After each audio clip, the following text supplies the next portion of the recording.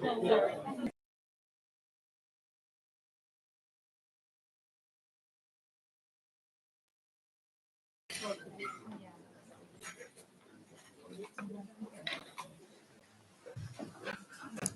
well, welcome to you all and thank you so much for being here on 2025 Holocaust and Genocide Memorial Day. My name's Neil Gregor. I'm Professor of Modern European History at the University of Southampton, and I'm Director of the Parkes Institute at the University too. And it really is a great privilege to be able to welcome you to this event and to chair it. We're very pleased, as always, to organise this event on behalf of the City of Southampton. And I'm very pleased to welcome both the Lord Mayor, Dave Shields, some of our City Councillors, one of our City MPs, as well as guests from the University and, of course, from wider civil society. And, of course, I'm particularly pleased to welcome our guest speakers tonight as well, about whom more in a moment. Now, Holocaust Memorial Day is an international day of commemoration and reflection.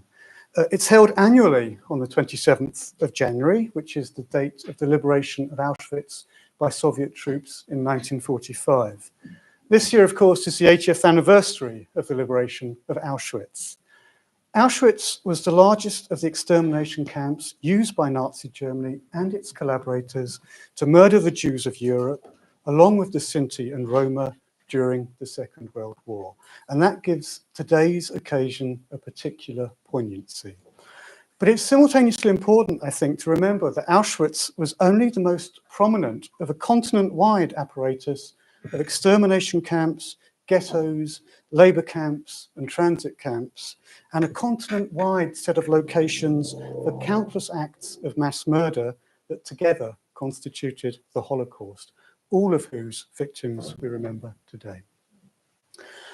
The day acknowledges the singular characteristics of the Holocaust, but it also asks us to place it within longer, deeper histories of mass violence that have scarred and continue to scar the modern world. As well as commemorating victims of the Holocaust, it honours victims of genocides that have occurred since the Second World War in Cambodia, Rwanda, Bosnia, and Darfur. And as is very much our tradition in Southampton, we will be combining an opportunity to reflect upon the Holocaust, provided this year by our guest Janine Webber, who I'm very honoured to welcome on behalf of the city, with a reading that centres our attention on the plight of some of the many victims of the Bosnian War of 1992 to 1995. And finally, in keeping with our firm commitment to foster an intergenerational culture of remembrance, I'm very pleased again to welcome students from Barton Peveril who will be sharing their thoughts and insights too. So we're very pleased that you're here as well. Before we move on to those, however, I'm pleased to invite Councillor Dave Shields, the Lord Mayor, just to say one or two words, and likewise Professor Jane Falkingham from the senior management of the university to speak on the university's behalf.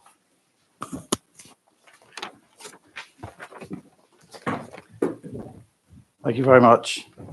I'm Dave Shields, the Lord Mayor of Southampton. I'm very honoured to be asked to speak here today. It's an important occasion, and I was in preparation for this, looking at the Holocaust Memorial Day Trust's statement that they've issued today for a better future, and it was really good. There was very little, nothing I could really disagree with in what it said. It went much further than I would have thought, and it does touch upon some of today's problems. I mean, we must not forget, and I think there are worries now that with younger generations perhaps not seeing this as important, something that's even more important that we hang on to. Here in Southampton, I was at an event on Saturday morning where there was large strands of civic society, some of whom I recognise are in here, stood out against far-right extremists who invaded our city, as far as I'm concerned, desecrated our cenotaph by promoting their messages of hate, exploiting divisions there. And that's something that gives cause for concern, ongoing concern. But counter to that, I mean, I'm very pleased. There was also last week, and again, there are people that were there. We had a very successful Council of Faiths friendship lunch, where we had, I think, one of the largest meetings I've been to in my role as Lord Mayor and Sheriff. And that gave me hope that there are people from across the different religious and faith groups coming together for the city. We have an active hate crime network, which is supported by the voluntary sector. And of course, we've got the work to support the refugees. So we've got some fantastic institutions in Southampton which we can build on. But I feel, as my role as Lord Mayor, is that sometimes can we do more together? So after today, I'm thinking, what are we doing on the 8th of April, which is National Roma Day? How do we use that opportunity to perhaps combat some of the prejudice that we still see against the Roma and Sinti community in this city today? And of course, I don't want to steal the thunder of our guest speaker, but on the 11th of July, of course, it's the 30th anniversary of relation to Srebrenica. And how are we going to commemorate and remember Srebrenica here in Southampton, and the genocide that was perpetrated in Europe, at a time when we thought this sort of thing had been put to bed. So these are things that I just wondered whether we can build them on the momentum from tonight's discussion to look at what else we can do to be constantly vigilant against all forms of extremism and the conditions that give rise to genocide. Doesn't stop here today. So those are the kind of points I wanted to leave you with. Just one last point I have to make this. My mother would love to have been here, Veronica. Some of you may know Veronica Tibbets, but I see her most days, and we talk about lots of things. But I know this is something that we talk about a lot, and something that I know, and I'll be going back and mentioning about this. But I do wanted to just make that, and she was a mature student at Southampton University in the 1960s, and she was very influenced by like Jacques Berthoud and Professor Prince, and was very involved in some of the work that they were doing on anti-apartheid, people like Albie Sachs, and that sort of like was something. And as a child, I was sort of brought under those influences, so it's always been something in our family, and something that I'm glad to see we're such a thriving a spirit here. But how can we bring civic society, the university, the council together to build on this, to become an even stronger place where people like UKIP under their new guise won't dare to come again? So thank you very much, and have a great evening.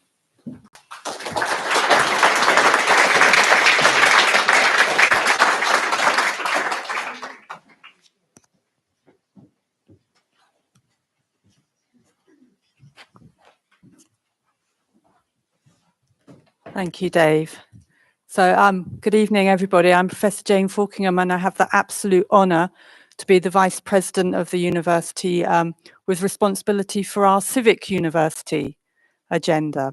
And this is the second year that I've been invited to participate in today's event, and it's a real highlight for me and a real honour. And I'm really pleased to underline Neil's welcome on behalf of the Vice-Chancellor and the university to an event which the university values greatly, and we're very proud to support on behalf of the entire city. The Parks Institute, which leads the organisation of the event this evening, is one of the oldest teaching and research institutes at the university and has a long tradition of organising public events aimed at a wider audience. And the Vice-Chancellor and I are grateful to it for their work on our behalf. James Parks was a pioneering activist in the fields of interfaith and intercommunity understanding, as well as a leading scholar of anti-Semitism. And it has always been central to our understanding of Holocaust Memorial Day that we both foster empathy for the pain of others and bring different experiences of suffering into dialogue with one another in pursuit of greater shared understanding. Our commitment to bringing past and present into dialogue with one another is also underlined by the exhibition in the foyer, on the one hand, which focuses on the lives of 7 Jewish refugees from Nazi Germany who came to Britain and made distinguished contributions as academics, enriching our university and our society. But we're also absolutely thrilled that this year the university received status as a University of Sanctuary. And I'm now going off pista. Neil, you should start worrying that I'm going to go off script. But actually, Dave, just picking up on the points that you've mentioned, and I've also had the pleasure of seeing some of our sanctuary partners at the reception beforehand. The university and its City of Sanctuary would be honoured to work with you on some of those other events that you highlighted. So we look forward to continuing to work with you. But it's in keeping with our firm view that the past is not something we study to satisfy our idle curiosity, but also with a view to developing operative conclusions for building a more peaceful and more humane society. So I just want to thank everyone for coming today. I want to especially thank Janine, but also Mazzy and Anoushka for their contributions, and also our fantastic Barton Peveril students. But finally, I want to thank Neil and the whole team at the Parks Institute for putting this together, and I'm really looking forward to the event. So thank you very much.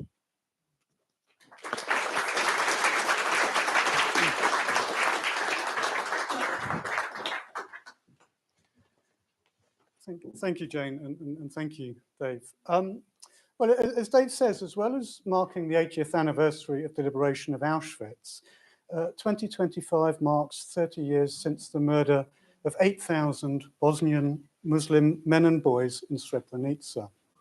The massacre, which some people in the room will remember, had horrifying echoes of the mass shootings of the Holocaust itself. And it occurred over approximately 3 days in July 1995. It was the culmination of 3 years of war and appalling ethnic cleansing, to use the terminology which became the everyday language of the mid-1990s.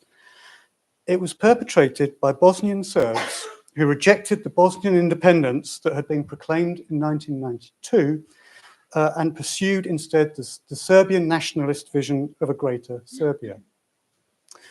Now, the genocidal massacre at Srebrenica is etched into the memory of modern Europe, but the complexity of former Yugoslavia's national, religious, and cultural makeup was such that the hatred that produced the massacre in 1995 was not the only ethnic fault line in the various interrelated wars of the time.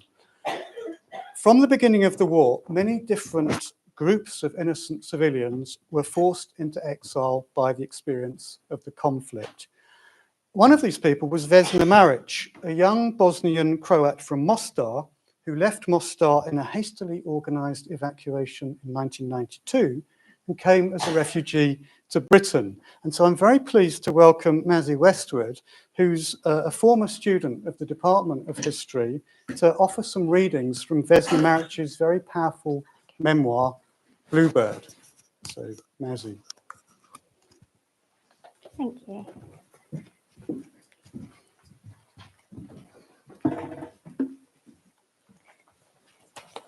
So, Bluebird by Vesna Maric. I remember a piece of TV footage that later became legendary. Demonstrators walking through the streets of Sarajevo suddenly ducked in and assembled like long grass swaying in the wind. People looked around, bewildered, wondered what was it that had wandered past her head that made the girl fall so violently. A girl from Dubrovnik, a student, had been shot by a sniper on one of the bridges, and her body lay stretched out on Sarajevo's scummy, shallow river. She was the first victim of the war. The snipers were hiding in the Holiday Inn, built 8 years before in the 1984 Winter Olympics. At first, the Holiday Inn had been regarded with affection. People had nicknames for it, like Fried Egg, Sunny Side Up, because, well, its yellow facade had peeked through the thick snow in winter. Everyone went there for coffee on Sundays. It was the place in town. During the war, the hotel housed foreign journalists who sat in the night in the cold, dark rooms pondering the meaning of night and life and what they were doing there in shells crushed and pockmarked in the shivering city. And then at the beginning of the war, in those same rooms sat the snipers who shot at the crowd beneath them on a sunny spring day. I watched it live on TV with my family in our living room in Mostar. I suppose the term reality TV hadn't yet been invented. When the girl fell, we gasped. My mother immediately telephoned her sister in Sarajevo in a panic. Checking that relatives and friends were alive was to become a dreaded and regular feature of our day-to-day lives. The radio was blaring an invitation to go into the streets, to win over the tyrants, the presenter said. We'd already been demonstrating for days. Good morning, neighbour became our new introduction, our humanist motto, pitching hard for a multi-ethnic Bosnia and Herzegovina.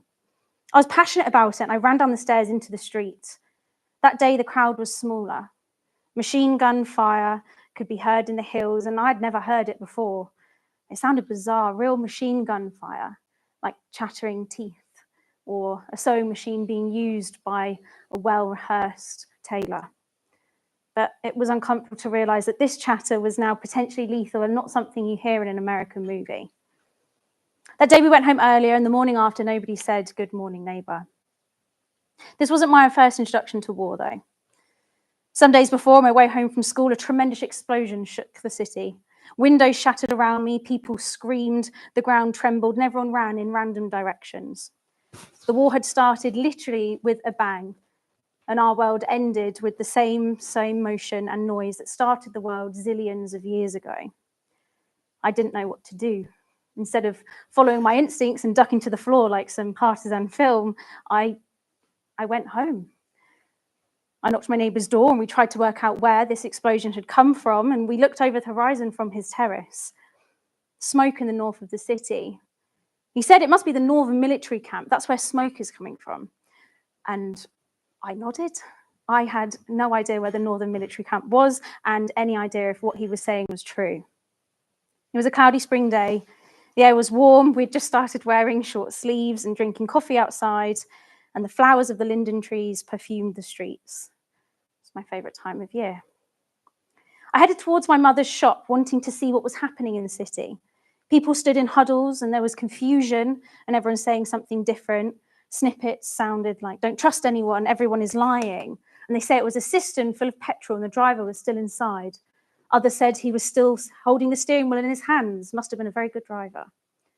I stopped by my best friend's house on the way. Her father, Mr. Dusan, was in the army, so I thought he might be able to shine some light on this situation.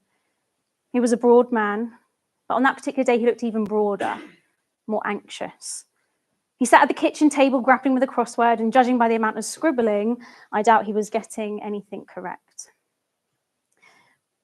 "Will there be a war, Mr. Dusan?" I asked after making initial small talk and trying to think of a synonym for oil. No, it won't be a war, dear, just a bit of mess, nothing too serious, don't you worry," he said. I still wonder if he was lying or whether he really was hoping that this would come to nothing. At my mother's shop, customers also speculated about what happened. There too, everyone had a very different story.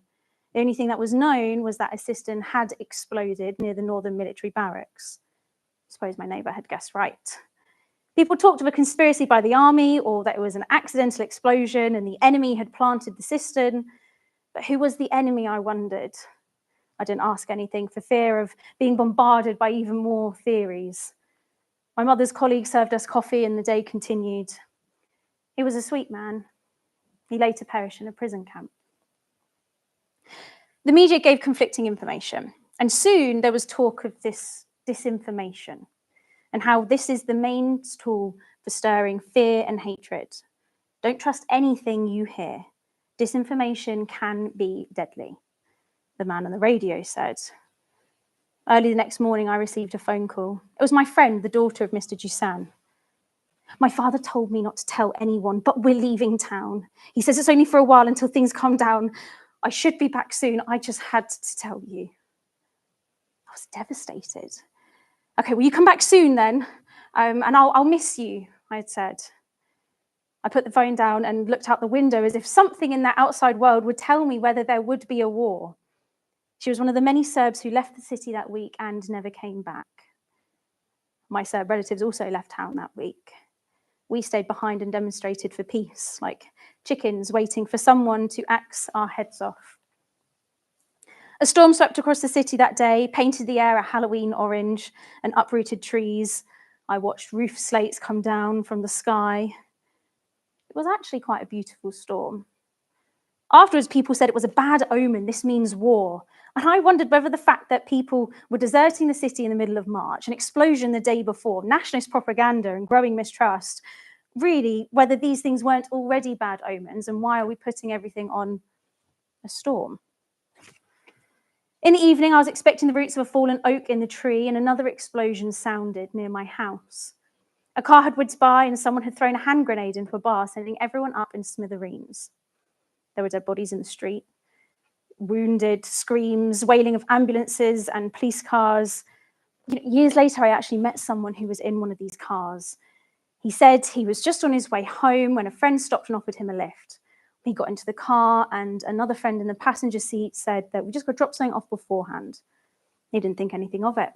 They drove off down the street and the guy who sat in the passenger seat rolled down the window, the car slowed and he tossed a bundle into the bar.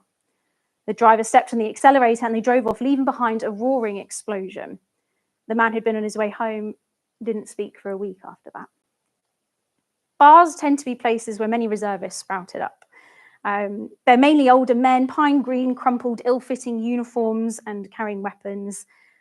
They belong to so many different military and paramilitary organisations, you really had no idea who they belonged to half the time. But they cause a lot of trouble, storming drunk into places and chasing everyone out, shooting into the walls with worn-out AK-47s. There had been and still was trouble in Slovenia and Croatia, but no one thought there would be war in Bosnia and Herzegovina. It was impossible. We loved each other. We wanted sovereignty, a multi-ethnic country. But then, after general elections, it looked as if we didn't really love each other that much after all. Everybody loved only themselves, voted for their own nationalist party, and the media were all saying something different, and I stopped listening to the radio and watching the news because disinformation, I remembered, it spreads only fear, only hatred. After the bombing of the bar, my mother decided the best thing to do would be send me and my sister away. We're going to go to Sarajevo. It's the capital, she said. Nothing would happen there. And the idea that it would be safe was the common and inexplicable assumption of many people at that very time. The next day, we went on a train station and found that all trains were cancelled in this direction because of the barricades. Truly, I think it was divine intervention, because later, 2 days, the city was besieged. Shells pounded Sarajevo. My aunt was crying on the phone saying that their house was right under the army base on the hill. The shells were coming from in all directions and it was impossible to escape. Shelling had started in Morstar too, and I woke up to a wailing general alert. There's a sound that went up and down like a dog howling at the moon, and my mother went running around the house saying, come on, get ready, we're going to the shelters. We crumpled down the stairs and joined all our neighbours in the dark cellar where only coal, wood and mice had lived so far. There were old women with small transistors glued to their ears, children playing, unaware, mothers worried, and Olga, my neighbour, who was 8 months pregnant. Men went in and out discussing armaments and defending of women and children, and young men from the neighbourhood who enrolled in the territorial army came to show off their uniforms, which only consisted of camouflage trousers and one helmet shared between three.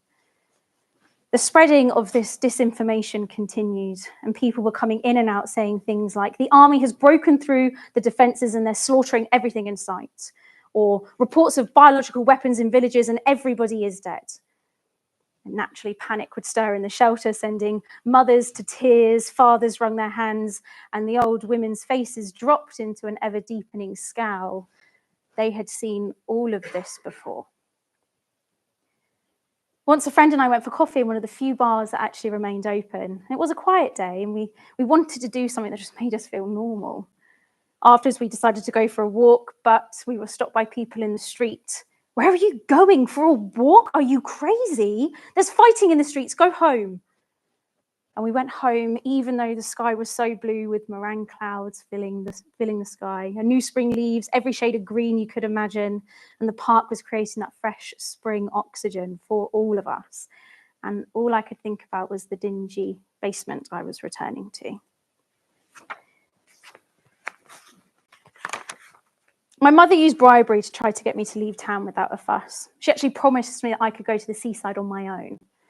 I fell for it. I packed a small bag. Only a week, I was told, but somehow things got considerably worse. My mother unintentionally made good her promise, and we got to the Dalmatian coast, along with hundreds of thousands of other people from Bosnia and Herzegovina and warring parts of Croatia. This became an interminable limbo similar to a cheerless holiday. I stayed at the seaside with my sister and my best friends for 6 months, while my mother alternated between Warsaw, where my father had remained, and Dalmatia, where me and my sister were. The summer of 1992 had the gloomiest beach crowds in the world, thanks to the abundance of worry and the sparseness of food. It also held the skinniest of beach bodies. And although the prospect of returning home seemed further and further away, the war just didn't seem real. I couldn't take it seriously. Surely, I thought, come September, I'm going to go back to school and I'm going to start my course. Even the death toll, regular and increasing, broadcast on the radio news in a monotone poetry-like reading, seemed unreal. Until one day the phone rang. My uncle's panicked voice told me to hunt for my mother and not to give up till I found her. That a terrible thing had happened, and that my aunt had an accident trying to leave town on an unlit road in the dead of night, and she was in a car with 4 other people, that no one else was hurt apart from her, and that she might be dying. His voice was distorted in the old plastic grey phone receiver, and while I listened, I wound the old grey telephone cord around my finger just so I could check in the reality of the moment and to imprint it into my memory. I ran, trying to find my mother, who'd gone hunting for a room for us because the people who had us were sick of having refugees in their home.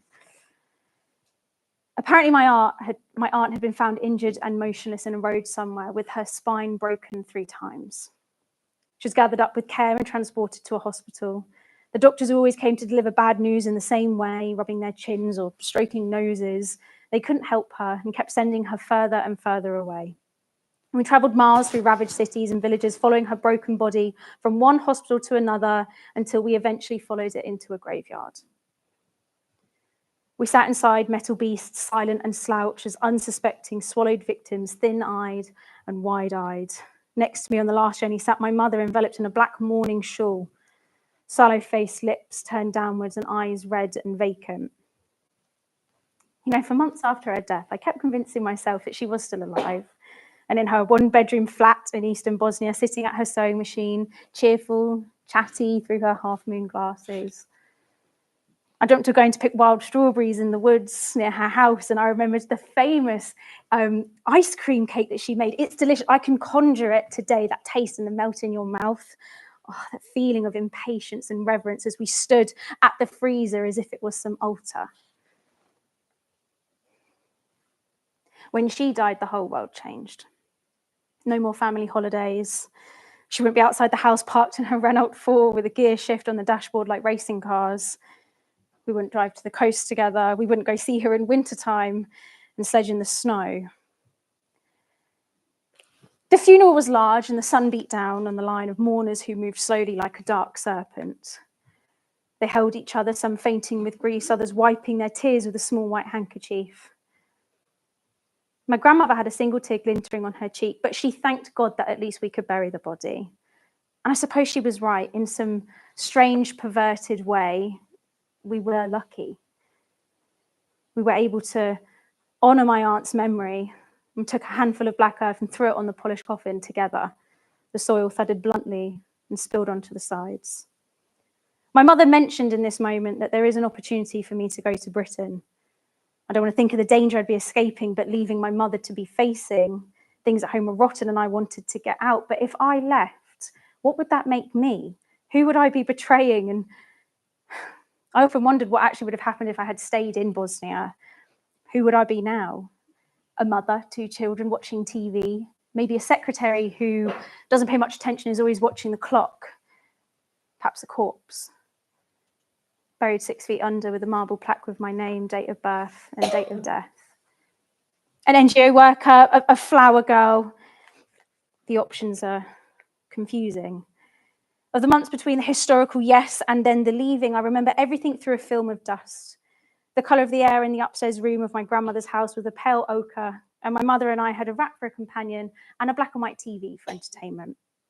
The TV poured soap operas in its screen, and I immersed myself in their foam and meaningless affairs to get away from the knowledge that I too was now kissing my childhood goodbye.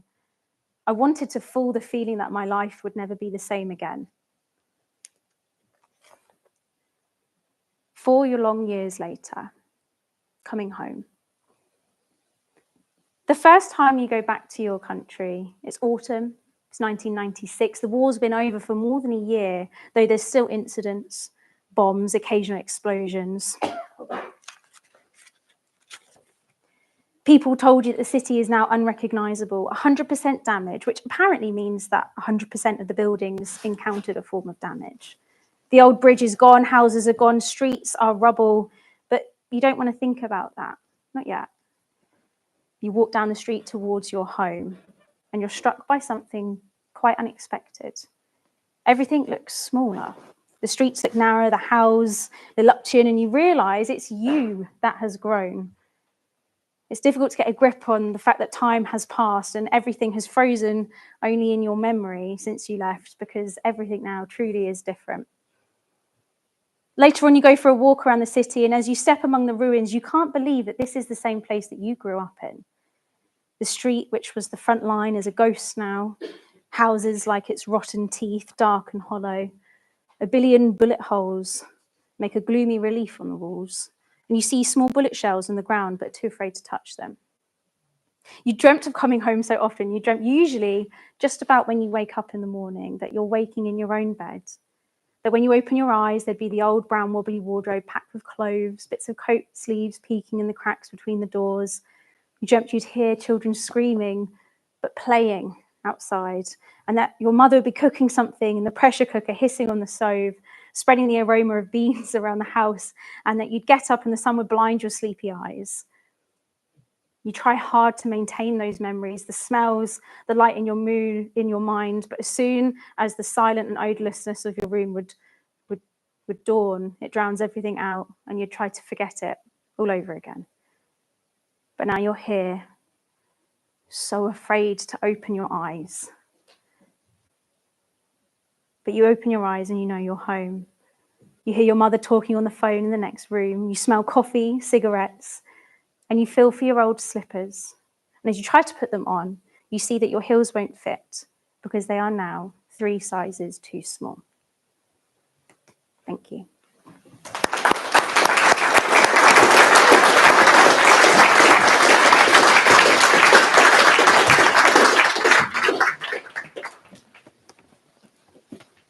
Well, thank you so much, Mazzy.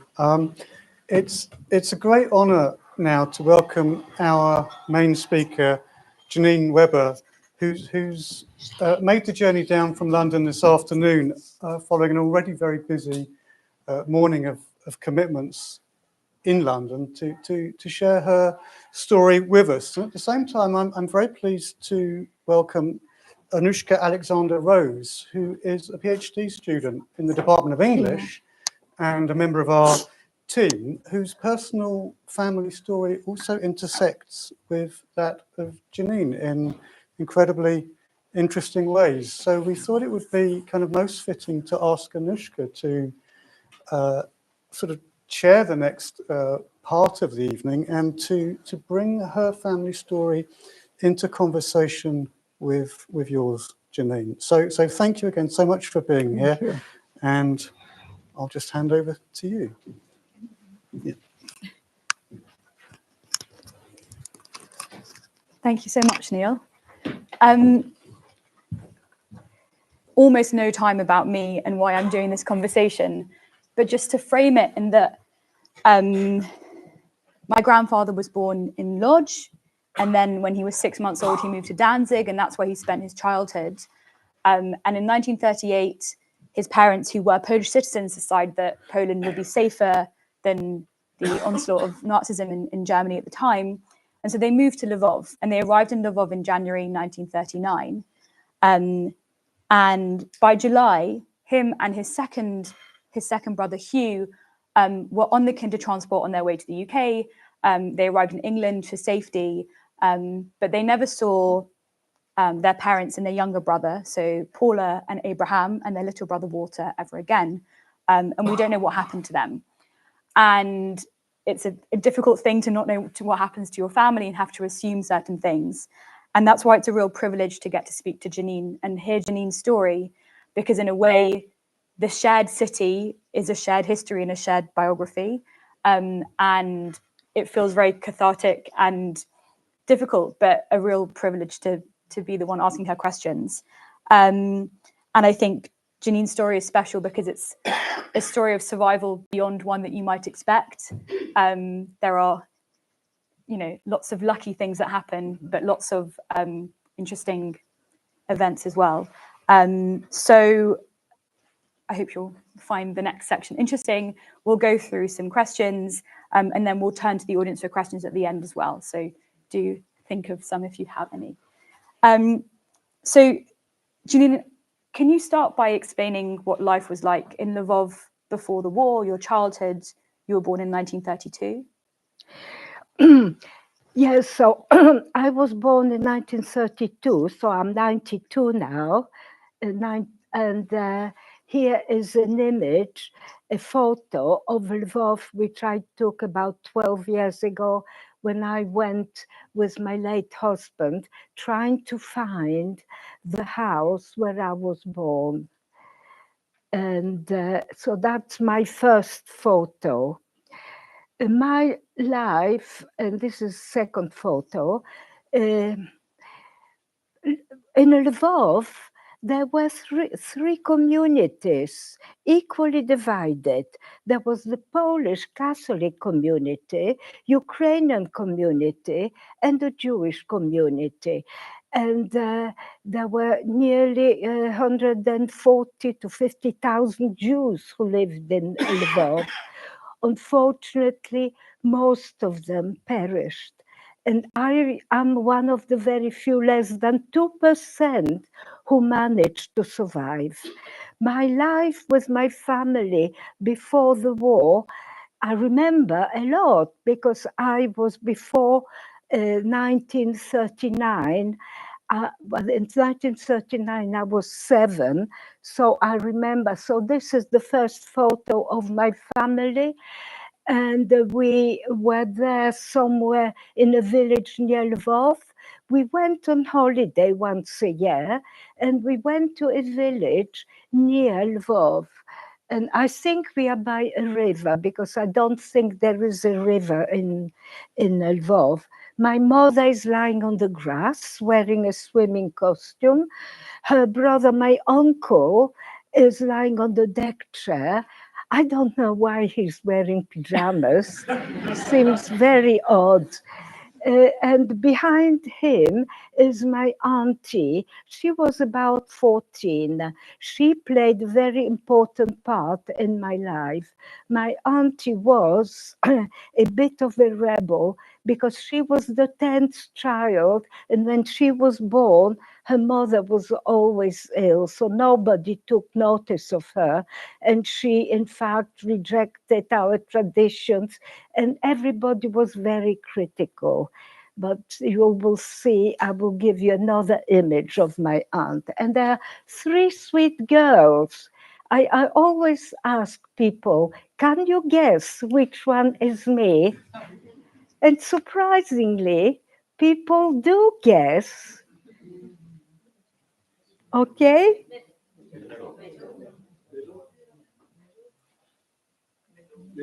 The middle, indeed. That's me, always smiling, always looking happy. I think I most likely was a very happy child. The little baby in the pram is 10 months old, is my cousin Nina. We lived in the same building. We had a flat on the 2nd floor. She, her parents and brother had a flat on the 1st floor. And the other girl is just the daughter of friends. My uncle got married very soon, and after this photo, and he had a wife and a baby, and they were shot. So I think the next photograph is of your father. The next one is my father, and that's the way men used to dress, very much like they dress now. Always wore a hat and carried a stick. It was supposed to be elegant. The stick nowadays has other meanings, of course. And I think he looks pretty good on that photo. And I think the next one is... And the next one, I love this photo because my mother is holding my brother's hand. He's about 2. and I'm holding on to her. I'm about 4, and I think we are maybe on holiday. And I remember the dress my mother used to wear. It was yellow, very pale yellow. And as a child, I always thought my mother was so elegant and so beautiful. But you know, I think most of the children think so of their mother. You must agree with me. So, a very happy childhood. I think it was a happy childhood. You know, happy. I was a normal child with a normal family. My parents, obviously, we were all Jewish, but my parents were moderately religious. My father occasionally would take me to the synagogue, which was nearby. It was an Orthodox synagogue. And in an Orthodox synagogue, men sit on one side, women on the other, they don't mix. But I could sit with my father, with the men. And I liked it because they made a lot of fuss of me. And I really liked it. I still do, but I don't get so much fuss nowadays. So 1939. That was 19, well, before 39. This was, I must have been about 5 or 6 when I used to go to the synagogue with my father. 1939, the war started. And I don't know if people know, but Poland, Russia and Germany had a pact, and they divided Poland into 2. Well, Western Poland became German. Eastern Poland, where we lived, became Russian. And the Russians came to our town. My life as you see the arrows, this is a little later. That was 9. So please go back. Go back, yes. The nice family so photo. I just wanted to say a word about under the Russian occupation, Lvov under the Russians in 1939. I was 7, so I was sent to school. But my parents, I could hear them whispering to each other. And I asked my mother, what is going on? And my mother said, the Russians are sending to Siberia people with money and property. Well, you know, Siberia is the coldest place on our planet, and people didn't want to be sent to Siberia. Well, we were not sent to Siberia, but they weren't only sending the Jews, they were sending the Poles as well. We were not sent to Siberia because my family wasn't rich. We didn't have that much money. And the little flat where we lived was very modest, very small. So after the war, I regretted that we were not sent to Siberia because 50% of the people who were sent to Siberia survived the cold weather. But my parents did not survive the German occupation. Can you talk about 41? Your first memory of war beginning, interactions with the Gestapo? You can talk about. Yes. Now, my first encounter with the Gestapo, as you know, the Gestapo is the name given to the German police under the orders of the army, and they were those who persecuted and killing the Jews. My first encounter was they were rounding up Jewish men. And so one day when I was in our flat with my mother and my brother was 7, he was 2 years younger. I heard on our staircase the Gestapo shouting. They were, in my memory, they're always screaming, always calling the Jews by very unpleasant names. My father came running in, and my mother locked the door, and my father, in order to escape, jumped from our second floor balcony onto the first floor balcony, and he hid under under the balcony. Well, he actually survived that jump, and after about 2 or 3 hours, he came back, but he had broken his leg. Meanwhile, the Gestapo didn't find my father, and they left. And when they left, and I asked my mother, why do they want my father? And my mother said, it's because we are Jewish. And you know, I never sort of asked myself, I don't suppose one asked myself when I was a small child who one is. I used to play in the streets as we did in those days. And seeing the armed soldiers, I became very frightened. And can you talk about next what happened when they established the ghetto? So what happened next was that the ghetto was not yet ready, and they wanted to take over our flats, houses, belongings.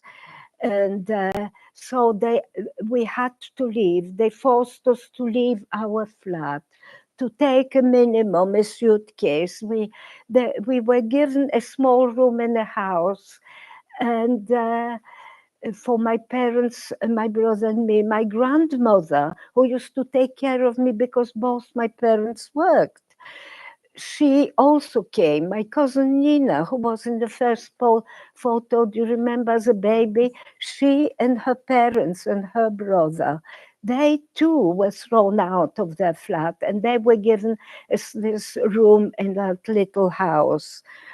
Well, now I'm coming back to my auntie, and you see a different picture. My auntie had a boyfriend. Well, perhaps it's the same one. It's still the same one, because her boyfriend, she was 17, and you can imagine those days, a girl of 17 didn't have a boyfriend, especially in a very sort of traditional Jewish community, and everybody was shocked. But through her boyfriend, who was Jewish, but he spoke German, we learned that they were rounding up the Jews. And so she came and told us to hide when we heard the Gestapo.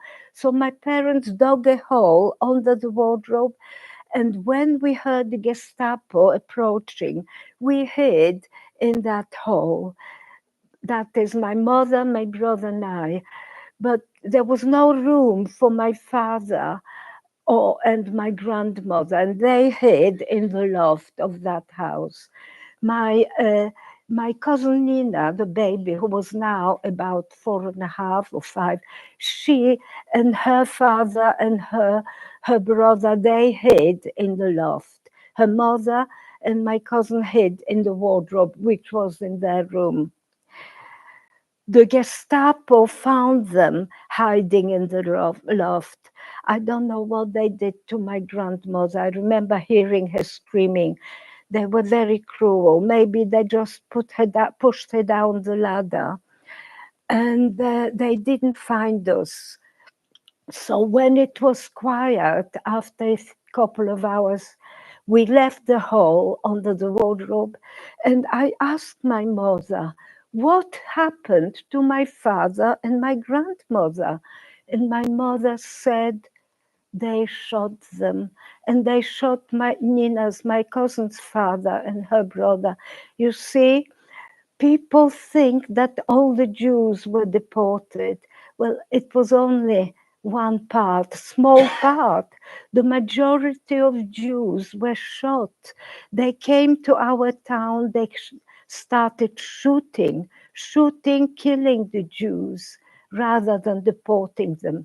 Although later they built a camp in Lvov, Yanovsky, but it was a working camp where they employed the Jews as slave labor. So that was one hiding place. Then my aunties came and said hide again, and we hid in kennels, which was in the courtyard. And I remember sitting, holding on to my mother, and my brother was holding on to her. And I remember looking through the wooden slats and seeing the Gestapo approaching. And I was so frightened that I didn't look at their faces. I just looked at their boots. They always had these black, shiny boots. And for years, I had this nightmare the boots were coming to get me. Well, they didn't find us and they left. We were told to move to the ghetto, and we were given a small room for my mother, my brother, and I. And, you know, the ghetto, you might have heard, it was terrible. People were dying. There were diseases and people were hungry. There was no food. My mother very quickly became ill, and my uncle, in order to protect her, carried her into the cellar of the building. Because what was happening was that there were corpses lying on the pavement. They would leave for a few days. Occasionally, they would come and gather the corpses and throw them onto a cart. And if they saw somebody or knew somebody who was ill, they would pick them up and throw them on top of the corpses, even if they were still alive. And that's what happened to my cousin's mother, Nina. She was there. Her mother became ill with typhus, and they picked her up and threw her on top of the corpses, and she was still alive. So my uncle carried my mother to hide her, and I went with her. And my mother was lying on this bed, and she was sort of looking at a distance. She didn't look at me, and she didn't talk to me. And I couldn't understand why, because my mother was always very affectionate, very loving. And I became so frightened and so upset by this situation that I ran out. And I didn't even hug her. And I found my uncle. My uncle said that my mother had died. She died of typhus. You know, typhus can be treated if you have medication, but we didn't have any. It's a disease of poverty, of lack of hygiene. A lot of people died of typhus. By miracle, I never caught it. Thank you for sharing that. I know it's a really painful point of the story. At this point, your father and your mother are dead. Yes. And so can you talk about the next stage when you're in the ghetto with your brother? So my brother and I, we were in the ghetto, and we had to, they would come occasionally, the Gestapo, there were raids, and they would either take them away, take people away, or shoot them. And we knew that we had to hide, not to be caught. So we tried all the time, my brother and I. I think we became quite good at finding hiding places. So we weren't caught. But my auntie said to me, try and get out of the ghetto. But when they come this time, they might kill you. So I noticed that somebody has dug a hole under the fence. So one morning, my brother and I, we crept through the hole, went into the area which was safe, and we walked all day, but we didn't know who to talk to, where to go. So in the evening, we decided to go back to the ghetto.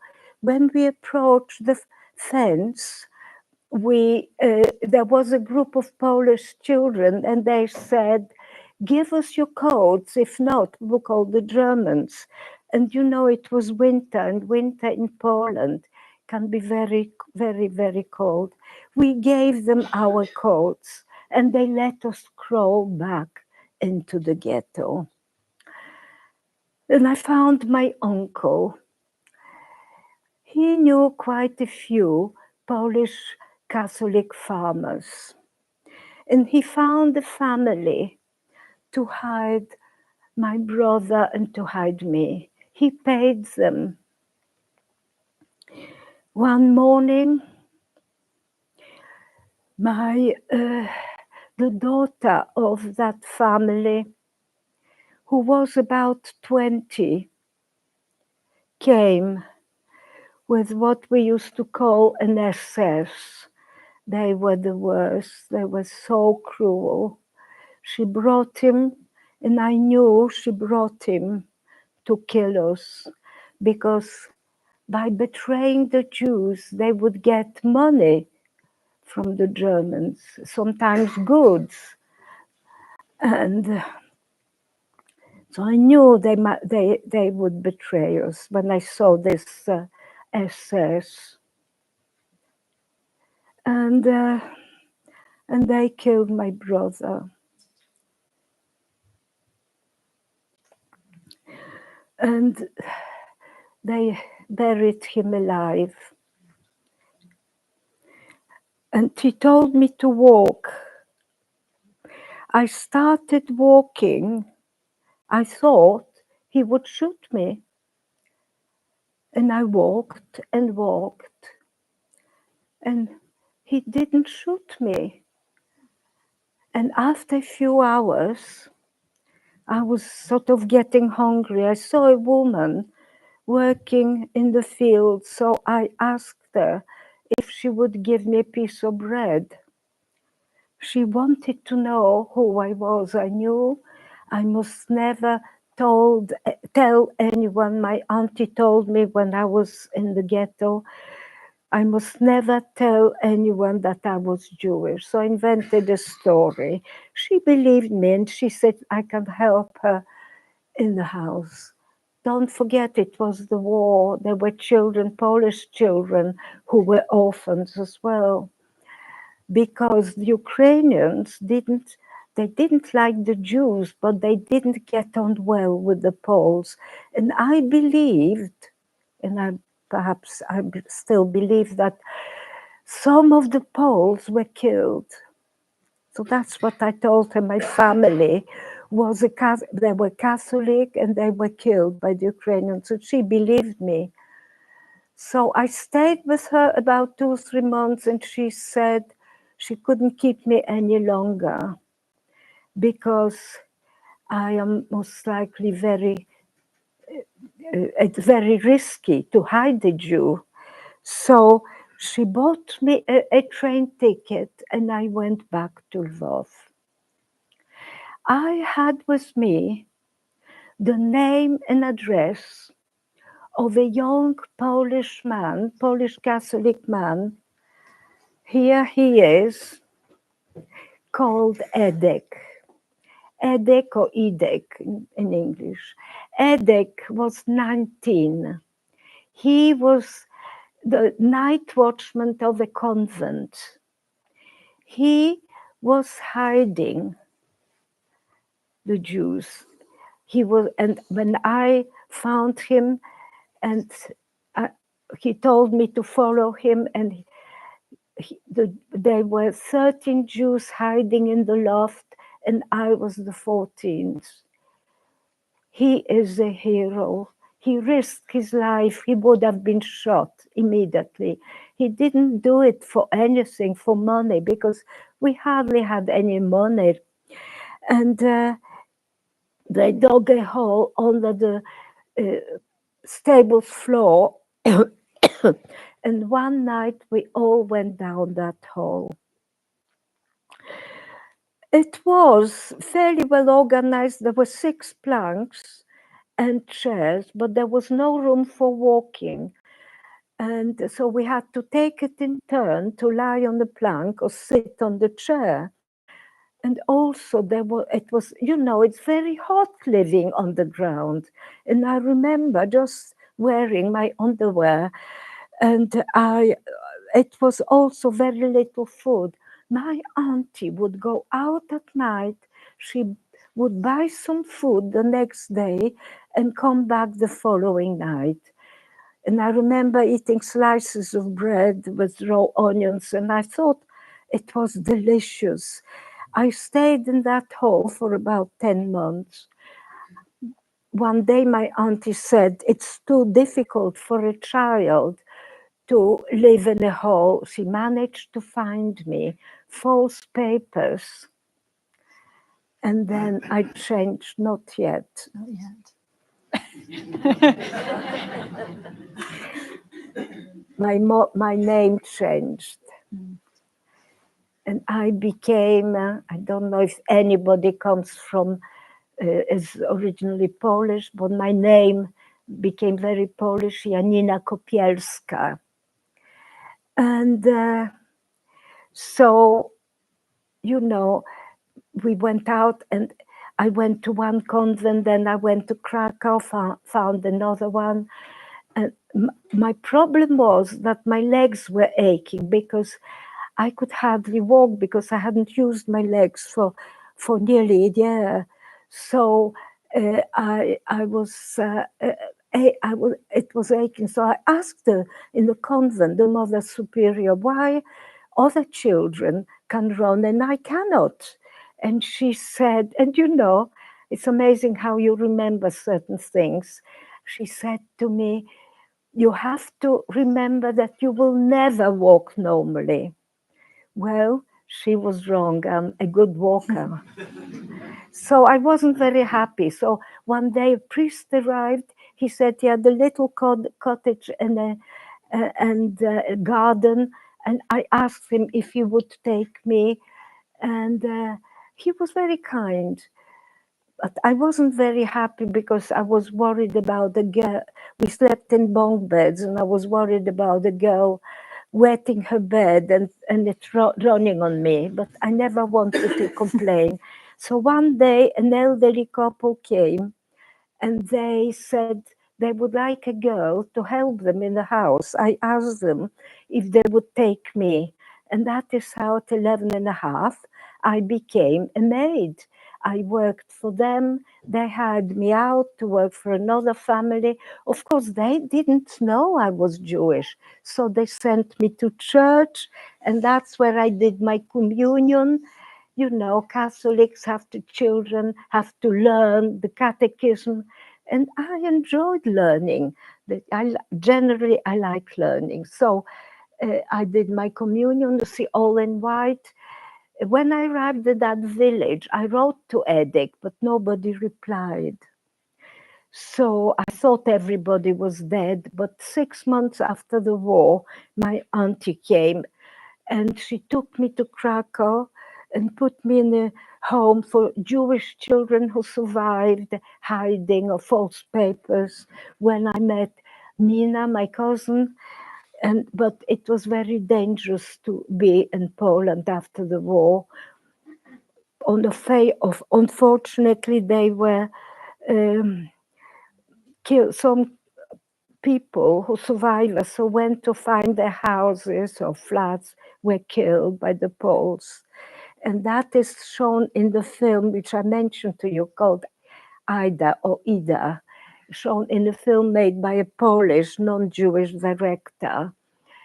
In the town where we were staying, Zakopane, a very well-known winter resort in Poland, people, knowing that we were all Jewish, they were throwing stones at us.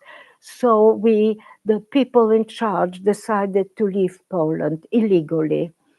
And we went to Paris. And when we arrived, my auntie was with my cousin and me, and my auntie said to my cousin and me, well, they want to take the children to Israel. Do you want to go with the children? Or she wanted to stay in Paris and to go to the French University, La Sorbonne. And we said, we want to stay where she is. And of course, she didn't have any money. She was still young. So she put us in a children's home, in a French children's home, because you know, France too was occupied by Germany, and a lot of Jews perished. Well, I learned French within 2 or 3 months. I spoke French, and I went to school. My education is French. My language is French.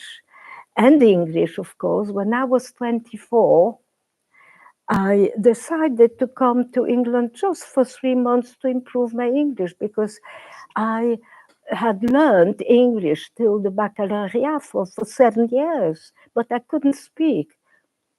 I met an Englishman. Can you guess the rest? I think there are a few more Okay, photos of. all right. Is this, you can tell us about This is these? my aunt on the right, about 30 years ago. She died in 2019. She was 95. With me, we are on holiday. Sorry, another one. And this is the coach taking us to France, to Paris. Sorry, the last one. And that's me when I was 14. So just in the final few minutes Yeah. before we go to questions, can you talk about your decision to start talking about your experiences and when that happened and how you found it? Yeah, well, in 1996, my children, my 2 sons, decided that people must know my story. And they organized an interview. I don't know if anybody knows about the Shoah Foundation. It's a foundation which was set up by Steven Spielberg to interview all survivors. So they organized an interview and also a filmmaker. So they came to my house and they interviewed me and filmed me, and I became so upset. I just couldn't stop crying because I hadn't been speaking. I couldn't speak for 50 years. And this lady said to me, "You need some help." And she gave me the telephone number of a psychotherapist. But I thought I would be okay, I would forget, but I didn't forget. I was continuously upset about this. And I got in touch eventually with the psychotherapist, and he helped me a lot. And I was for about 3 or 4 years talking with him. And eventually he said, "You are ready now and you can start talking at first in schools."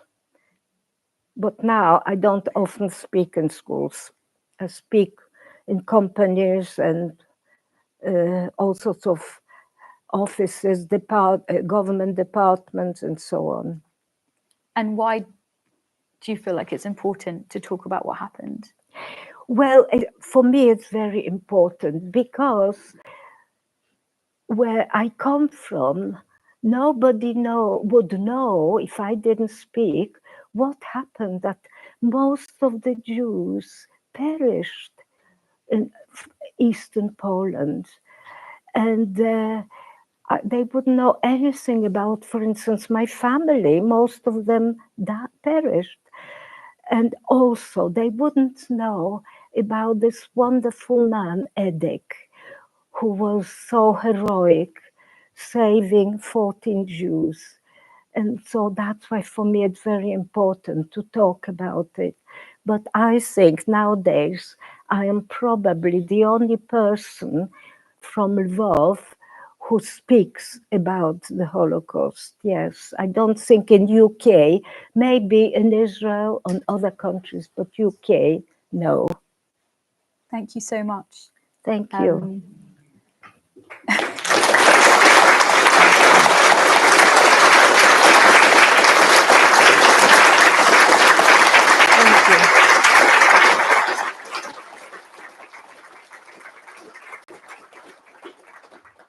So we do have time for questions. We don't have a roaming microphone, so if you ask a question, I'll repeat it so that people watching online can hear as well. If anyone has anything to ask Janine. Yes.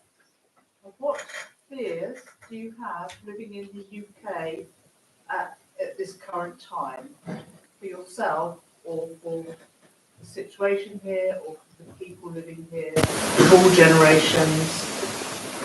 So I'll have to repeat it, sorry. Yeah, go on. So the question was, what fears do you have living in the UK at this time? Well, I have fear. I am worried about the rising of anti-Semitism and racism. I'm very worried about it.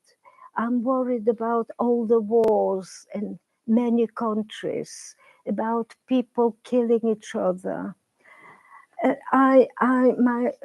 My dream is that people live in peace with each other, that they don't fight, they speak, they communicate, but they don't fight with each other. But I fear that it might get worse. I have children and especially grandchildren, and I want them to have a good life, obviously. So I am very worried about the present day situation and the wars all around us. Thank you. Any other questions? Yeah, thank you. Have you had the chance to still connect today with any other survivors of the Holocaust or ghettos as well? Do you still get the chance to speak to any survivors today?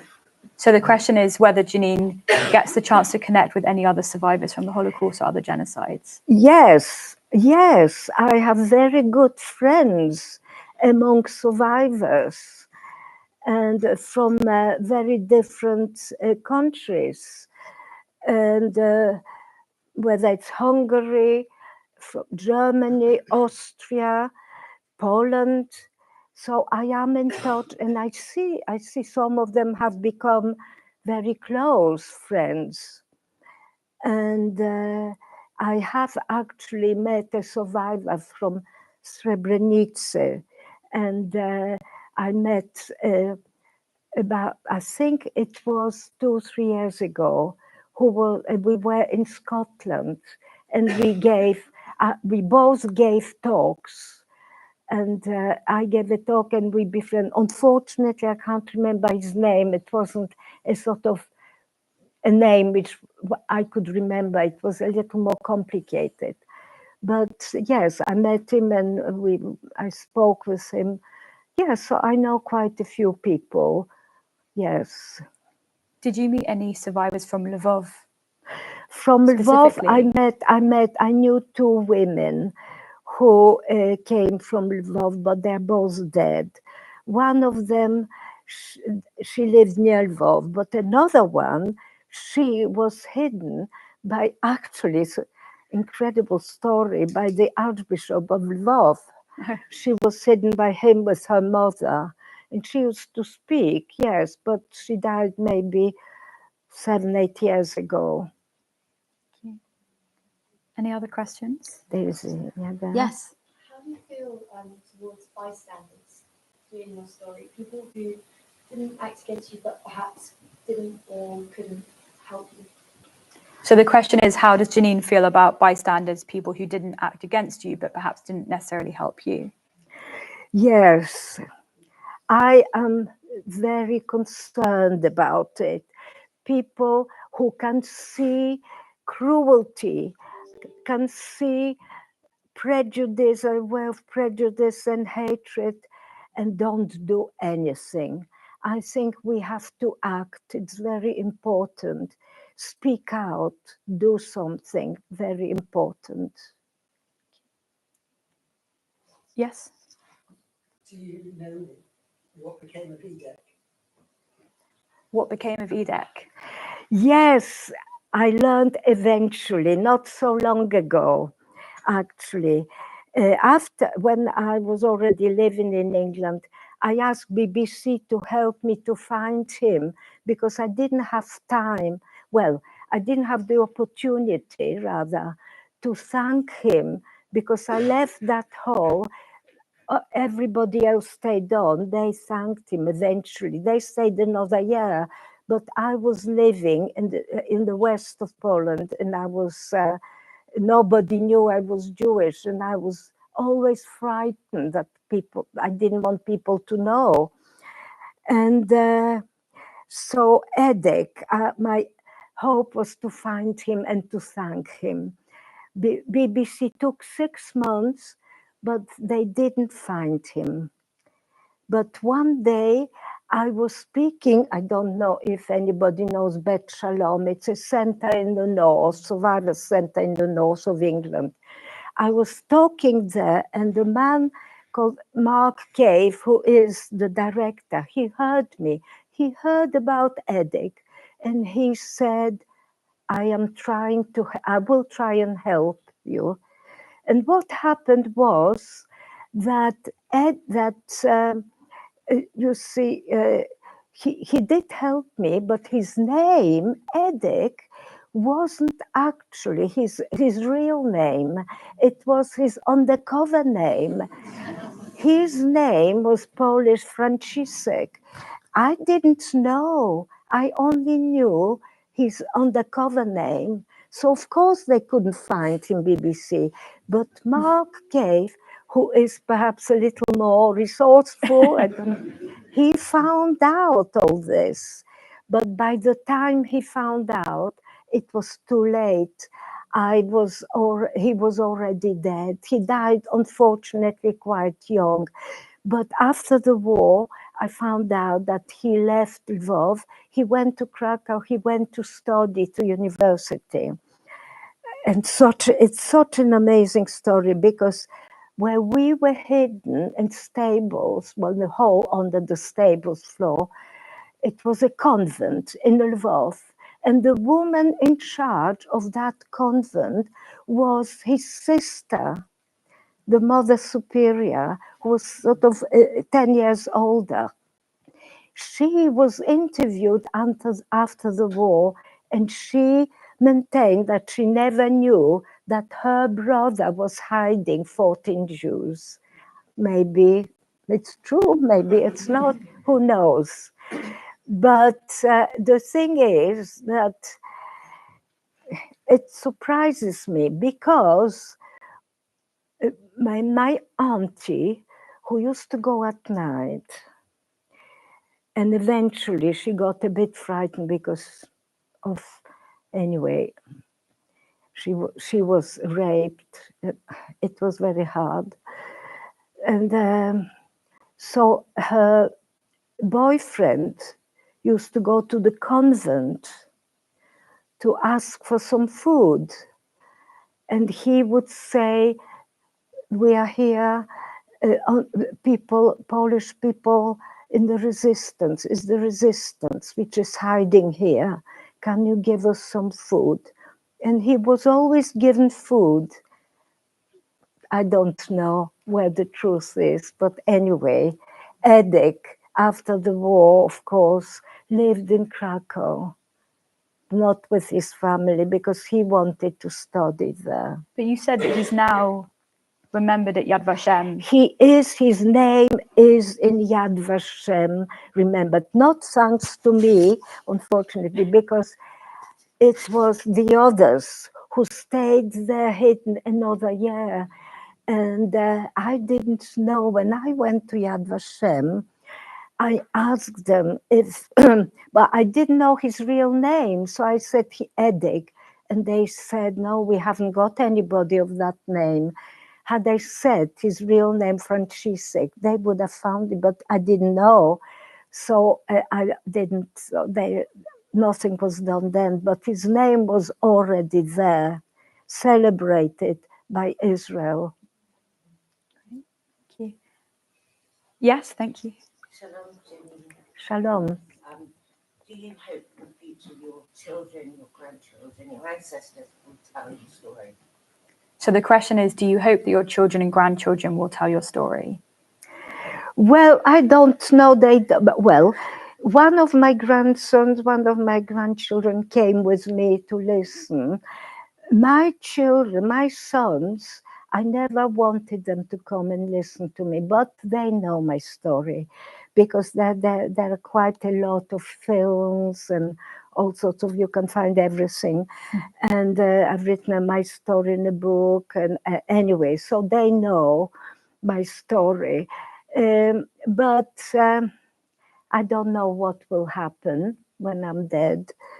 But my son, who lives in London, Mark, said to me recently, and I was surprised, he said, well, when you are gone, I suppose I will have to take over and tell your story. Look, I'm not asking him, it's up to him. I'm still alive and I'm still around and I have many opportunities. In fact, every day. I've got one tomorrow, that's why I'm rushing back home. And I've got another one on Thursday and so on, you know. And every person you speak to, in a way, passes on the story. Yes, I hope so. Yeah, yes, absolutely. I hope so. Great. Was there another? Yes? Thank you for sharing everything. It's fantastic to hear your perspective. What more do you think we could or should do today in society to promote respect and understanding between communities in the hope that these atrocities would never happen again? So the question is, what more should we do today in society to promote tolerance?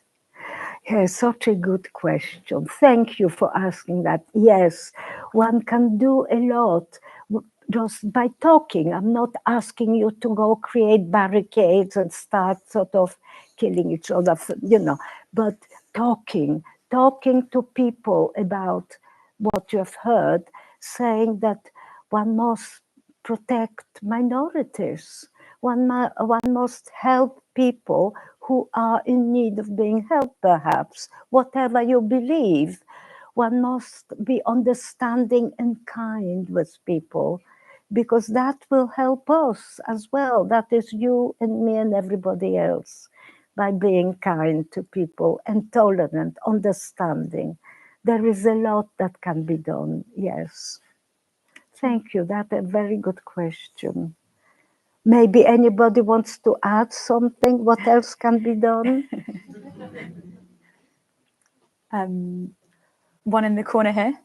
Thank you. In your story, you spoke of hope. What's one thing that you'd like us to take from, to remember, to carry out, to carry on that message of hope? So in your story, you spoke of hope. Yes. So what's one thing you would like us to remember to carry on that spirit of hope?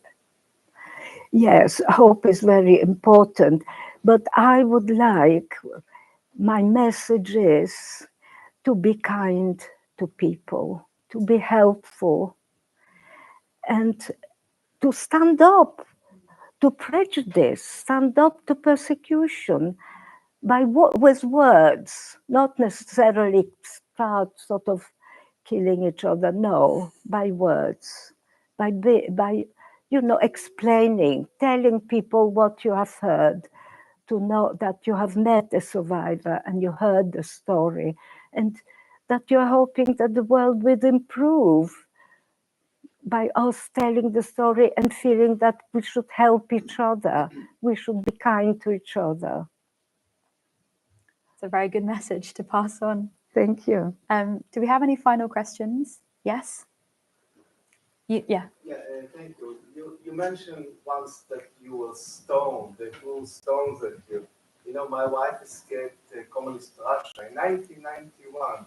So she was born Jewish in communist Russia. She escaped, not every escaped. And on the way, they were in a settlement in Romania, on the way escaping. And they threw stone at them. Yes. So why? She asked her mother, is the same answer you got, because they were Jews, right? Yeah. So these atrocities, they are continuing. They don't seem to end. And that's the question. Do you actually have faith in the human race? I do. It was asked whether you had faith in the human race. Yes, I do. Yes, I do have hope and faith. I think eventually we will all be kind to each other and live in peace. I think there is a young man there. There is a young man there. You have much better eyesight than me. My question was, today's Memorial Day, how best should we memorialise the Holocaust? How best should we discuss it and talk about it and learn from it? So the question is how best to memorialise the Holocaust? Well, how best? It's to listen to people speaking about their experiences and to try and speak about it yourself, to say that you met somebody who is very hopeful for the human race, that somebody who wants people to live in peace with each other and to help each other. But you most likely know better than I do, because I talked with you before and you were very clear about it. Brilliant. Okay, I think that's wonderful. Thank you so much. Thank you.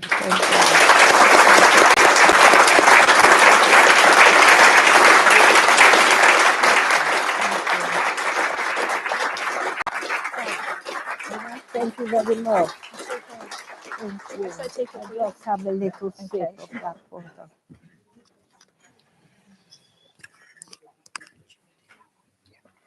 Should I just take your, Janine? Should I take your? Yeah. Okay. Yeah. Just go on pupils. Yeah.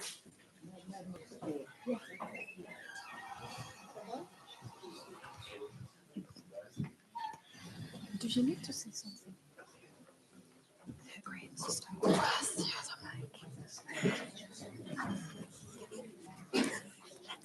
I'll just hold it.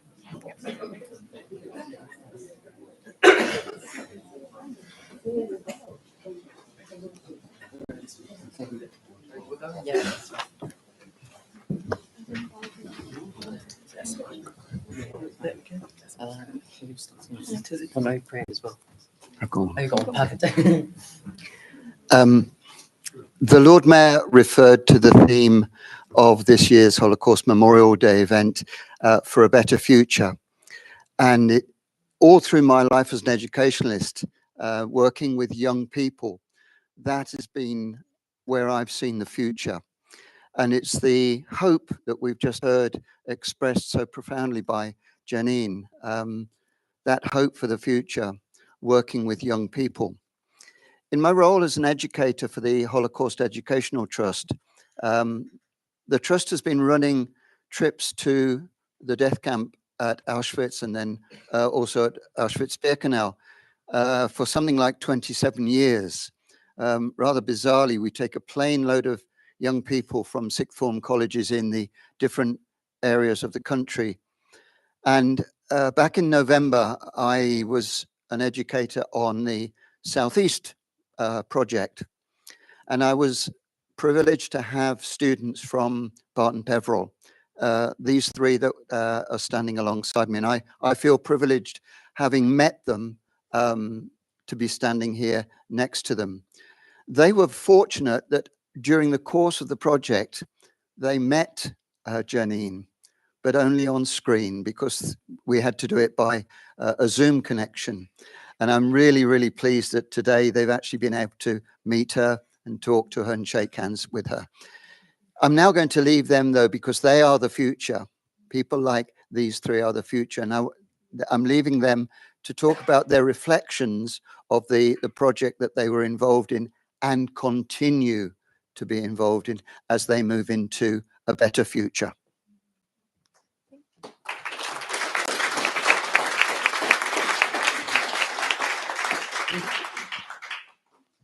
Hi, my name's Tilly. I'm Adam. I'm Callum.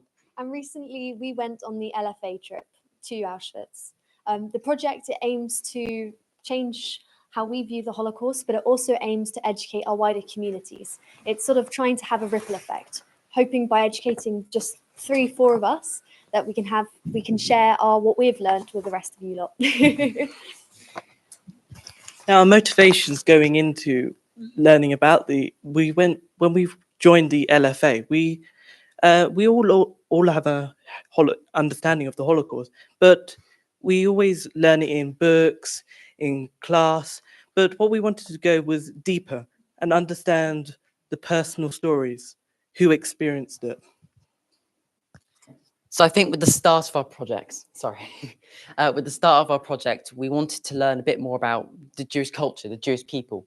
And this meant that we didn't just consider the Holocaust, because the Holocaust in reality was a 6-year part of such a broad and rich Jewish history. So we learned a bit more about the Jewish in their pre-war life. We learned how they were integrated in society, how they were part of every aspect. They had job roles, they had community, they had youth groups. For me personally, I'm part of the Scouts Association, and I've been a Scout for 12 years, and that's so important. So seeing that and seeing them integrated is an amazing thing that we need to remember. Likewise, we need to remember that anti-Semitism was present then. It didn't start with the Holocaust, and nor did it end with the Holocaust. Thank you. On our trip to Auschwitz, we had to confront some really uncomfortable things which are really hard to look in the eye. One such things, after walking under that gate, which I'm sure most of you will be able to picture, Arbeit macht frei, was when I was looking at 80,000 pairs of shoes. 80,000. You know, I didn't really know what I was looking at first. It was just heaps of leather. But as I looked closer, each one was individual. Each one belonged to someone. Each one, some were men's work boots, others were elegant ladies' slippers, others were, perhaps most heartbreakingly of all, small children's shoes. Perhaps some that your own children might have worn. It really underlines the fact that each of the people who died in the Holocaust was a person. It states the obvious, but when we learn about history, we sometimes detach ourselves from that reality. Right, a distinct memory for all of us was at the beginning of our journey. The first room we entered was the Book of Names. It has 4.6 million names. However, there's still 1.4 million names waiting to be added onto this book. And the sheer scale, that Book of Names just shows, it hit me deeply. And it was a powerful and shocking message, because how was it powerful? Because the Holocaust Education Trust is still working to find the atrocity and work on this and understand the true extent of it. Indeed, that has 4.6 names. That has 4.6 names in the Book of Names. There's still over 1.5 million to find. And that is the continuing work of Holocaust education, to keep looking and finding. I guess moving on, each of those names represents an identity, is what Tilly was talking about just a minute ago. Every single person who was a victim of the Holocaust had an identity, had a life, had a story. Another personal image for us going to our trip was an exhibit of hair. Each hair is personal to someone. Their hair follicle is unique to them. And the Nazis created inanimate objects from this. Simply a fabric used for blankets. And it's just that message of dehumanization from something so rich, so powerful as an identity, to something so, well, not that. It's something that stays with you, and a lesson we must all remember. Yeah, I'd like to read a poem now about that exhibit, because standing there, it was a very visceral reaction. To be honest, I felt like I might cry, to be honest. This poem is called Pigtails, and I think it conveys the sense of loss better than I could ever share to you. When all the women in the transport had their heads shaved, 4 workmen with brooms made of birch twigs swept up and gathered up the hair. Behind clean glass the stiff hair lies of those suffocated in gas chambers. There are pins and slide combs in this hair. The hair is not shot through with light. It is not parted by the breeze. It is not touched by any hand, nor rain, nor lips. In huge chests, clouds of hair of those suffocated, and a faded plait, a pigtail with a ribbon, pulled at schools by naughty boys.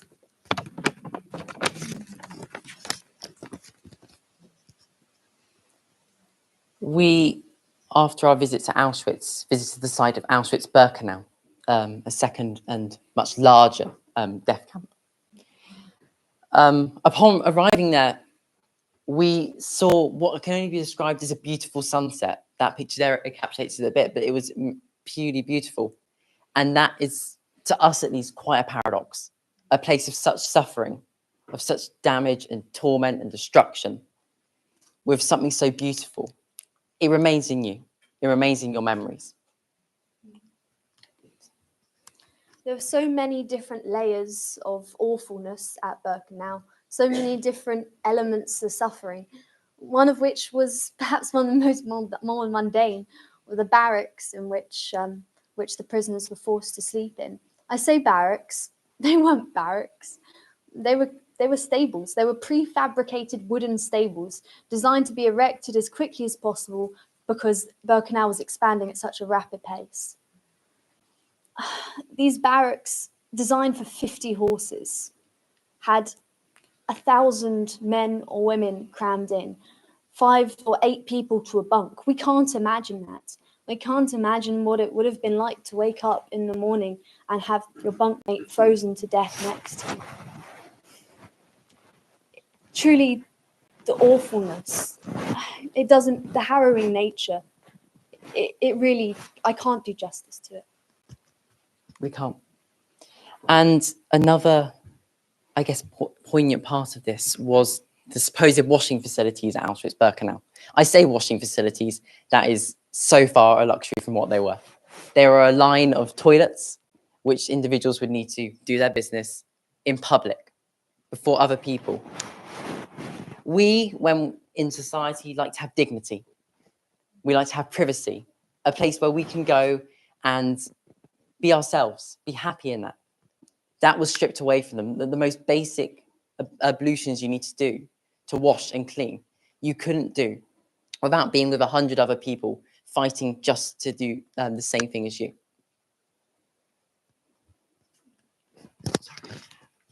I just think the words cannot just capture that horror, that dehumanization, but another memory which resonates with all of us was the bitter, bone-chilling cold. It's like temperatures that made me reflect on those victims. We all had basic comforts. We had thermals with big jackets, and they didn't have that. They had pajamas, wearing denim. And going back to what Adam said about the sunset, it was a dystopian sort of feel, because it is as if time stood still in the midst of that horror. How can I sum up to you what it was like standing on those tracks? I'm not sure I can. To stand knowing that you're standing on a place where 1.1 million people stood before they were marched to their deaths. I mean, I couldn't really believe it myself when I was there. None of us can imagine 1.1 million people. You might be able to imagine a stadium full of people, but that doesn't even touch the size. 1.1 million people, and as we found so painfully earlier, each one of those an individual. Standing there, surrounded by such suffering, surrounded by the evidence of what humans can do to other humans, we were left with so many questions. And then we left. We went onto a plane. We were given a hot meal with chocolate pudding. After we had been in a place for the entire day where untold thousands of people had starved to death. And they had been starved to death quite deliberately. It was really hard returning. It took me many months to try and feel normal again.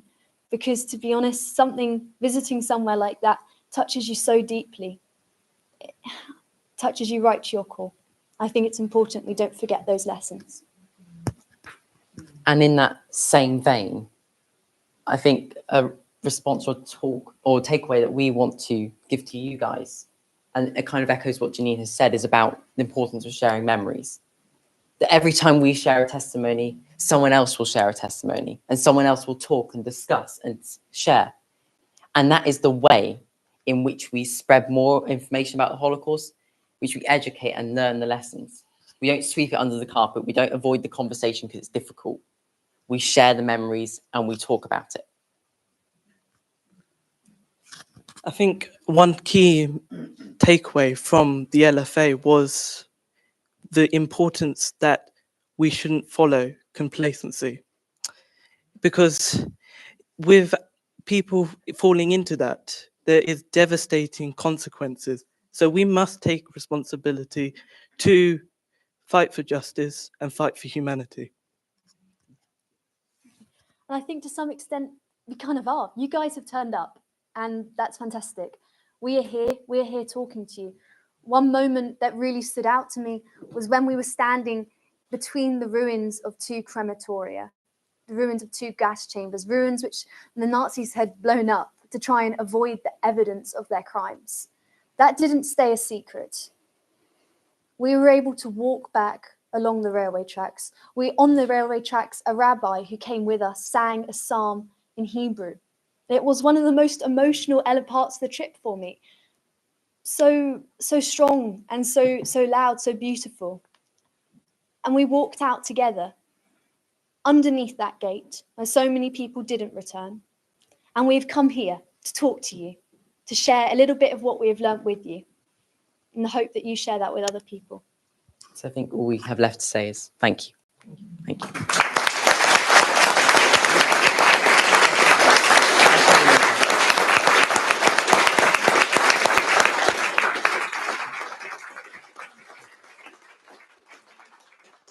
If anyone does have any questions they'd like to ask us, this is a short opportunity. I realise we're quite close for time, so maybe 1 or 2 if anyone's got.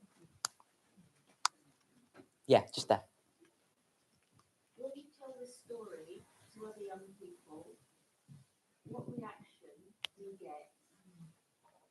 I think I'll go first, and we can all talk about it with that.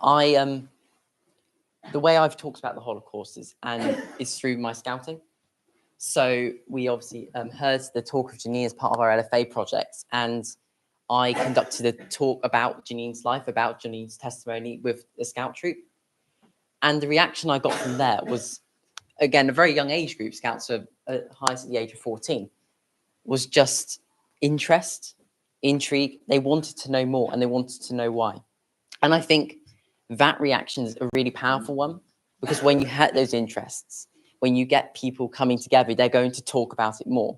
They're not going to know everything at the age of 11, but I don't think any of us would. But you're going to learn something. And when you learn something, it becomes less of a taboo and becomes more of something that we can all learn upon. Does anyone else want to go? Yeah, go on. Well, because of all the stuff I do for my college, something I did for them was have a speaker come in, and he sort of showed the Jewish culture, and he also gave an experience of his grandmother who had to hide during the Holocaust. And when I saw the students there, they were mainly year 1 college students, but it's hard for them to process, really, because you can't, sometimes students, it's hard for them to process and they can't put it into words. It's really difficult sometimes. I don't think we can either. I'd say it's really easy, just very briefly, it's really easy to look away. Not many people want to learn about the Holocaust. Certainly when you're a teenager, when you're 17, the last thing on your mind is the Holocaust. I've found trying to speak to people when I've come back, and all I want to do is share what I've seen. A lot of people, frankly, aren't interested. And not that they necessarily are interested, but it's not, I think they don't necessarily see the personal link.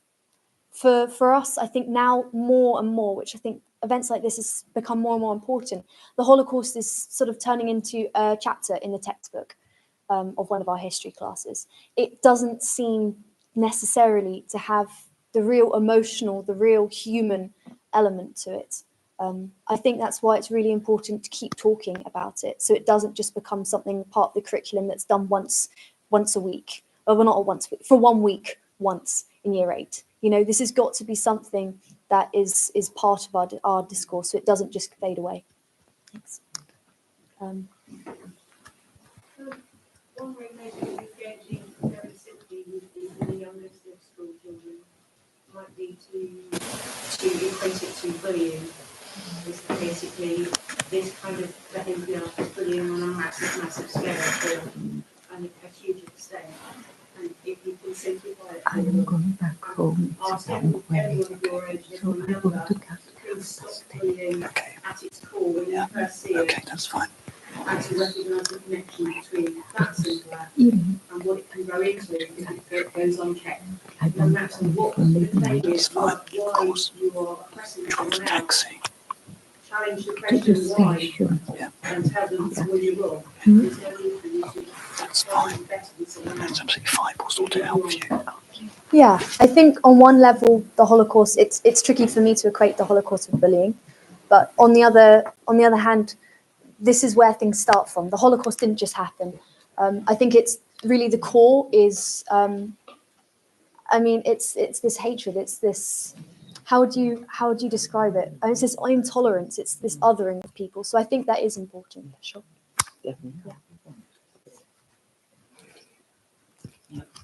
I didn't have a question, but I meant I could thank the parades for three of you, because as a fellow college student and a member of the Scout Network as well, to see you three standing up there addressing everyone in this audience and speaking from your experiences as students as well, is honestly like, not many people would do it, and as you said rightfully, like not many people show much care for it anymore.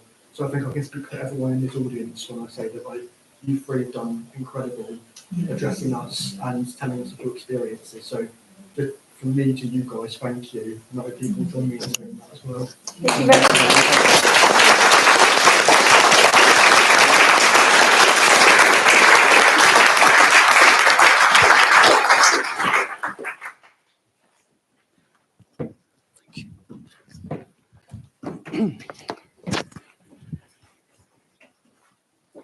Well, thank you indeed for some incredibly considered and sensitive and remarkably mature and thoughtful comments, which, you know, if anything gives us hope, it is, as you said, it is listening to you. Okay, so thank you, and I'm grateful to everybody who's contributed their thoughts and insights this evening, including comments from the floor. And I'm grateful to everybody for listening to what is, as always, incredibly challenging material. I'd like to close by underlining that perhaps we remember for two reasons. The first is for its own sake. We're remembering millions of lives that were well lived, full of promise, full of hope, full of joy, ordinary lives senselessly destroyed for baseless hate. The second, of course, is to remember for a purpose. In acknowledging the pain and the suffering of victims and their communities, we're committing to developing operable conclusions for building a world free of such violence, not just in the future, but also in the present. Now, the example of the Cambodian genocide reminds us that genocidal violence is not the preserve of the far right. And the ongoing persecution and mass incarceration of the Uyghur Muslim population in China underlines that the violent suppression of ethnic minority cultures is being perpetrated in the here and now by a range of different polities across the world. But, and here I want to really pick up on what Dave said earlier, in the part of the world in which we sit and where we have most capacity to act, the threat of the far right is once again very real. It's in power in parts of Europe and elsewhere in the Western world. It's knocking on the door of power in other parts of Europe too. And even where it's not an immediate threat, democratic societies are adjusting their politics to placate its demands and slowly embracing more authoritarian versions of democratic rule. The direct consequences of this are being felt in real time by ordinary people who dare or wish or just happen to be different. So I'd like to close by underlining that a memory culture worth having is one that moves beyond the public rehearsal of phrases such as never again, crucial as that sentiment is, and one that challenges us to think about ourselves, how we move through the world, how we understand the obligations towards others that come with the privilege of our own citizenship in a democratic society. On that note, I'd like once more just to thank everybody for their contributions this evening.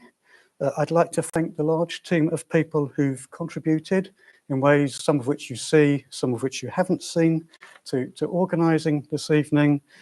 Thank you again all for being here, and we wish everybody a safe trip home. Thank you.